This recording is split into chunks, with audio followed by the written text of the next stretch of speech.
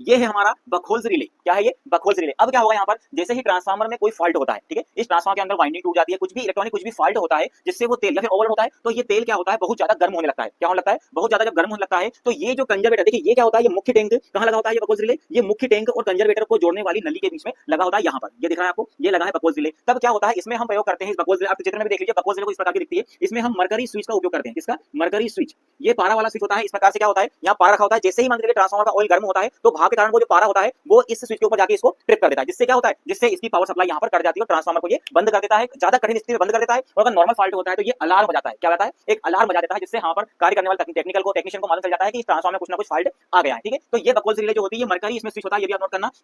Mercury type का switch होता है जो कि इसकी भाप बनने के कारण ऊपर भी उठता है, और अगर तेल अगर ज्यादा ऊपर उठ रहा है तो ये ऊपर ऊपर दोनों तरफ से क्या करता है, दोनों तरफ से ये एक स्विच की भांति ही कार्य करता है। ठीक है, ऊपर से अगर तेल उसके ऊपर गिरेगा तो वो जो वाष्प होगी, वो जो पारा होगा, वो पारा स्विच के ऊपर गिरेगा, जिससे वो कट जाएगी। और अगर नीचे से भी अगर मान के चलिए भाप उठ रही है तो भी ये रिले काम करेगी। यहाँ पर ये हमारा बकहोल्स रिले काम करना स्टार्ट कर देती है और सर्किट को तोड़ देती है। ठीक है, चलिए मान के चलिए कि ये किसी कारणवश ये जो बकहोल्स रिले काम नहीं करी, ठीक है, किसी कारणवश इसमें कोई टेक्निकल फॉल्ट आ गया जिसकी वजह से ये सर्किट को बंद नहीं कर पाई, तो इसको छोड़ के ये हमारा दूसरे नंबर की सुरक्षा युक्ति हो गई। तीसरे नंबर की सुरक्षा युक्ति आती है हमारा यहाँ पर एक्सप्लोजन वेंट, या इसको एक्सप्लोजन वेंट या वाल्व भी कहते हैं, एक्सप्लोजन वाल्व भी कहा जाता है। अब क्या होगा, अगर किसी कंडीशन में बहुत ज्यादा फॉल्ट हो गया, कभी कभी अगर मान के चलिए ये बकहोल्स रिले ने काम करना बंद कर दिया, नहीं किया, तब उस स्थिति में क्या होता है, यहाँ पर एक धातु की झिल्ली लगी होती है, पतली सी, बहुत ही पतली सी धातु की झिल्ली लगी होती है। बहुत ज्यादा तेल अगर मान के चलिए ये तो पूरा पैक होता है, ठीक है, तो ये भी अगर फटने वाला हो तो फिर क्या होगा, इसका भाई यहाँ पर ये एक्सप्लोजन वेंट बोलेगा कि भैया मैं हूं, अभी चिंता मत करो। ठीक है, इस बकहोल्स रिले से बोल देगा कि तुम भी चिंता मत करो, तुम भी चिंता मत करो, मैं तुम्हें फटने नहीं दूंगा। क्यों? क्योंकि यहाँ पर एक पतली धातु की एक परत लगी होती है। जब तेल यहाँ से ज्यादा ऊपर उठता है तो इस एक्सप्लोजन वेंट में से ये फट जाता है, ये जो झिल्ली लगी होती है धातु की, ये फट जाती है, और जो एक्स्ट्रा ऑयल होता है गर्म, वो इसमें से बाहर निकल जाता है। यहाँ से क्या होता है, यहाँ से बाहर निकल जाता है और ट्रांसफार्मर यहाँ पर फटने से बच जाता है। ठीक है, तो ये